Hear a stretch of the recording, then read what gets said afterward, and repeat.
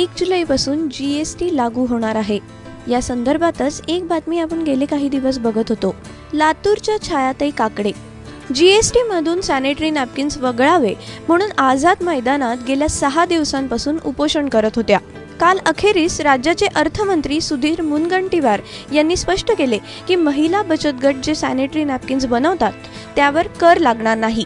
छायाताई काकडे यांनी माझी भेट घेतली आणि त्यांनी सांगितलं की केंद्रामध्ये सॅनिटरी नॅपकिनवर जो GST आहे तो मागे घ्यावा, पण केंद्राने आणि GST काउन्सिलनी सॅनिटरी नॅपकिनवर जो टॅक्स गावला तो बचत गटांनी ज्या सॅनिटरी नॅपकिन तयार केले त्याच्यावर करच नाही आहे। पण ज्या मोठ्या मल्टीनॅशनल कंपन्या आहेत ज्यांच्यावर या अगोदरही टॅक्स होता, म्हणजे GST नसतानाही टॅक्स होता आणि म्हणून GST टॅक्स गाळला, पण महाराष्ट्राच्या वतीने आम्ही GST काउन्सिलला विनंती केली आहे की जरी मागे टॅक्स होता तरी या GST रिझिममध्ये तो टॅक्स जर आपण 0% आणू शकलो तर मदत होईल।